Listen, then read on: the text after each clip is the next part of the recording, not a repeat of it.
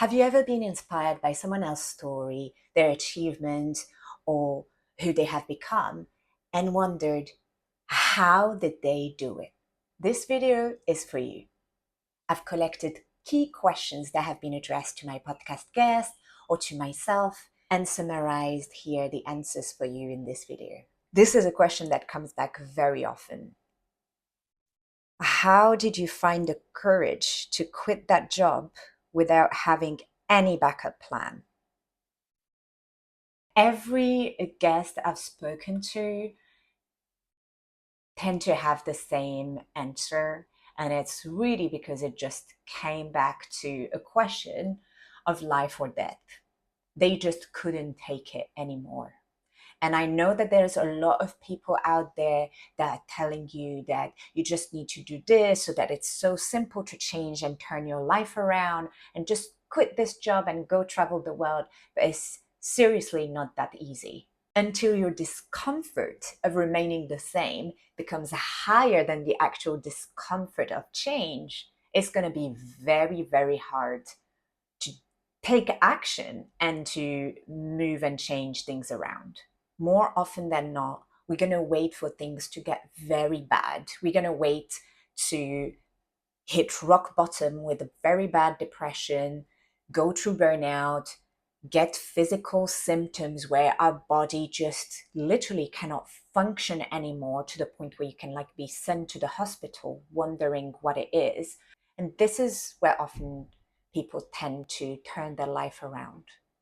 So yeah, often you do see sometimes that you can save a little bit of money, have a few backup plans and business plans in the charts, and be able to go and travel the world, the time to figure yourself out.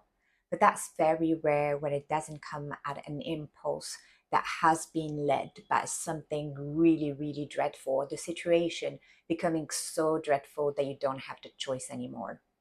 You can do it, and it takes a tremendous amount of courage and work to take such actions without waiting for it to be too late. But that's another story. How did you start your business from scratch? Without contact, without entrepreneurial experience? Well, this is something where I can answer from my experience, and also from every single guest and entrepreneur guest that I've had come on the pod. It's again coming out of a certain necessity, and I know I feel like all the answers so far turns to be around that, but it's just there is just no other choice possible. Sometimes the thing that you're so passionate about, people aren't hiring for as a stable 9 to 5 employee job. So you got to carve it for yourself, or carve it for the actual lifestyle that you want to have. And sometimes you just do it for the money. The why doesn't need to be that deep to begin. And honestly, you can argue that, okay, some people have been going to business schools or had education, but honestly, there's nothing that you can learn at school that truly prepares you for being an entrepreneur. And everyone agrees to this. Everything you learn on the go. It's the journey of figuring things out as you go, and as life throws at you different challenges. What you learn from that is what builds you up. What you learn from building and failing, uh, doing your first business, your second business, your third business, and eventually all these learnings get you to where you need to be or where you want to be. Sometimes you quit everything, you start from scratch, and it works. And sometimes it fails. But the thing is, the more you fail, the more you learn and the more you improve. And that's the beauty of the entire journey. How did you build the courage to show up on camera? And that, my friend, the secret is simple: practice. Because practice makes better. It took about 3 hours to record my first 30-second video. And it took a lot of back and forth, like 3 hours of sweating in front of the camera, just trying to get these precious 30 seconds. And it was so cringe. And it took like a lot of back and forths for the whole week with a friend to try to ask them how did they feel about me in front of the camera, like was my message coming through clearly. And it was hilarious. Like today when I look back at it, I'm just thinking, there's probably like over 500 videos of me like since then. Of course it's different. Of course the more you practice, the better you get at it. Does it need to be perfect? No. You just need to start. How did you manage to create a new life and move to the other side of the world? Honestly, sometimes you just don't have a choice. I remember when I graduated with my master's in marketing, and the job market in France was actually completely dreadful. I remember watching people with over 10 years experience doing exactly the same stuff that I was doing as an intern. I was just thinking, do I want to be doing that in 10 years' time? And I thought, no. London was kinder to me.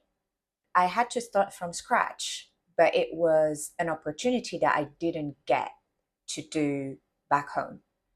So the first 3 months, I took an unpaid internship where I slaved away to gain some experience in the UK, practice my English because actually, honestly, I really wasn't fluent at all. And after the first 3 months, I really needed the money. So I had the opportunity to work at a coffee shop and really continue practicing my English, be able to pay my bills. And it's only after the first 6 months that I had my first office job. And it wasn't the ideal one, but I was paid a little more than at the coffee shop. And then 6 months after that, I really was able to kickstart my career.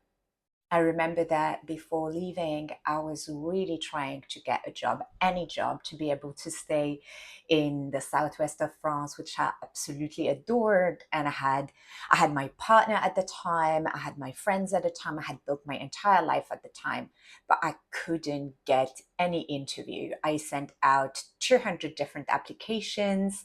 Bear in mind, this was in 2013, and I received 197 automated rejection emails.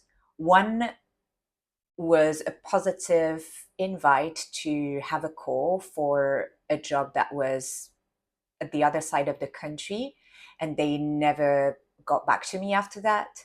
And the two others were no replies. I kept an Excel tracker. Getting a job to pay your bills was not easy. I really needed to have contacts and experience for anything, which, like the job in London, working at a coffee shop, I was trained.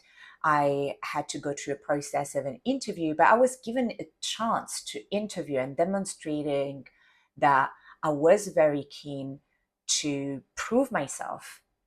In France, I remember just speaking to people who were working at McDonald's and asking how I could get a job there. And they were like, you just need to know someone because we have boxes of CVs of people who have like double degrees and are willing to take the job. Not saying that there was no competition in London, just saying that for my situation, it's what worked better for me. I took a risk. I went there with nothing, no contacts, nothing whatsoever. I had just met someone at a party who invited me to crash at their place for a week the time I find somewhere to stay. And this is what I did. The moment they extended that invite, I jumped at the opportunity and I haven't looked back since. How did you manage to share your story so publicly and be this vulnerable?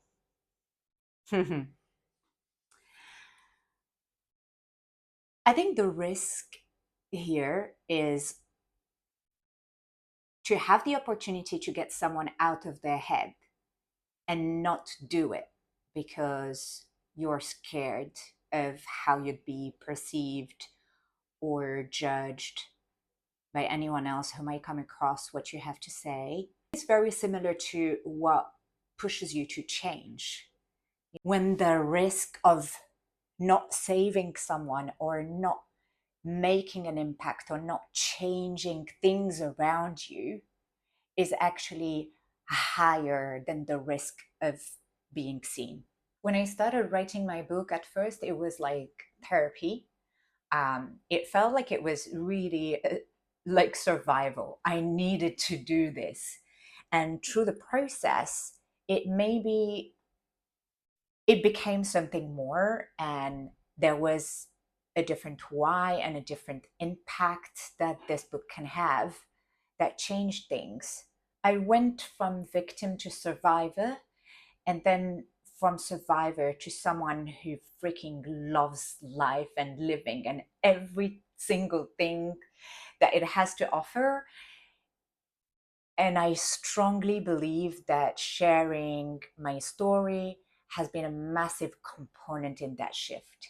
From the beginning of sharing it with a therapist, to the beginning of sharing it in safe spaces during in women's circle that were supportive of me, to sharing it with a friend, with a stranger, and then with multiple strangers and thousands and thousands of different strangers, it is a massive relief. So I think there is a part of it that comes from a duty towards yourself. And then there is a part of it that comes a duty towards others. Because when you start speaking up or writing or sharing through art or to any way where you share your story and you get vulnerable, you start receiving feedback from people who do actually see themselves in your story. And that's what happened when I interview people who come and share their resilience stories on the podcast. People do see themselves in it, and they write to them, they write to me, and they are always so grateful to be able to see what is possible for someone in their situation that they are not able to actually visualize yet because they are not there yet. And just being able to have that example is such an inspiration. Many times, dark thoughts really took over my mind and my life. And I really don't know by which miracle I just stuck around. I mean, I know, but not something I can summarize in a few seconds. So I just think that if sharing my story can help someone just feel less miserable for 10 minutes, then it's freaking worth it. It's all going to be worth it. And holding on to that thought is really the how, how you keep showing up, keep being vulnerable, and sharing your story. How were you able to stop drinking and smoking? Ooh. I think each person has a different story with recovery, but do believe that there is something in common with each one of us. We do not let that define us. It's about identity.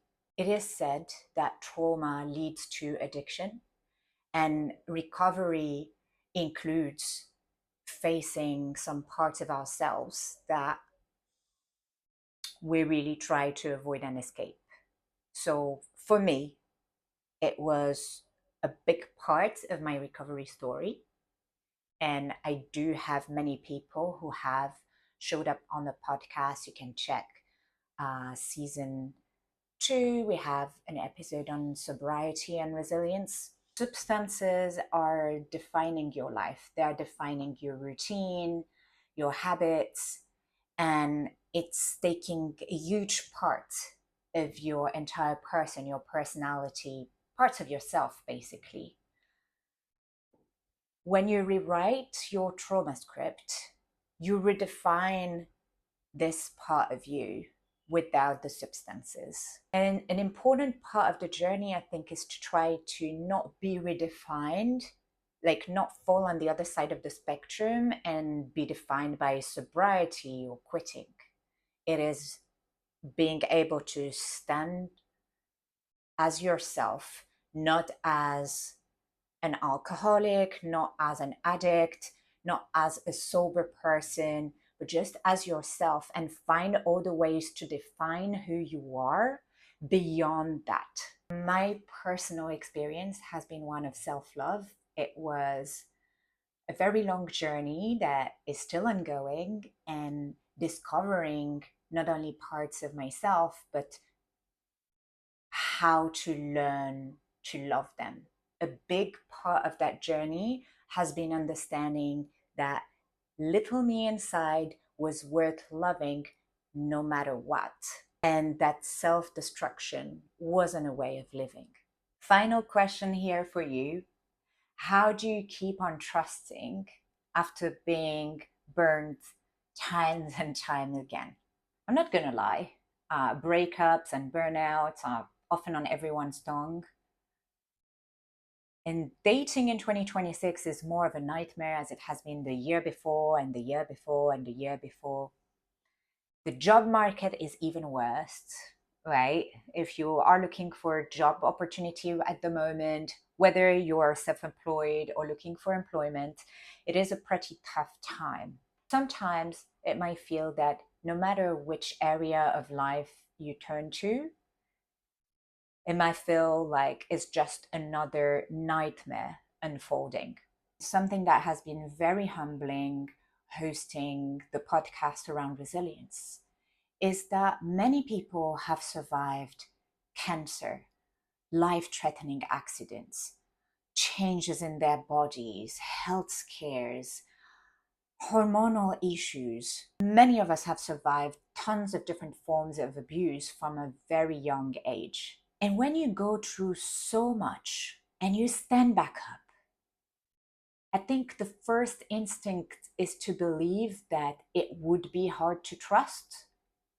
But there is a hard truth is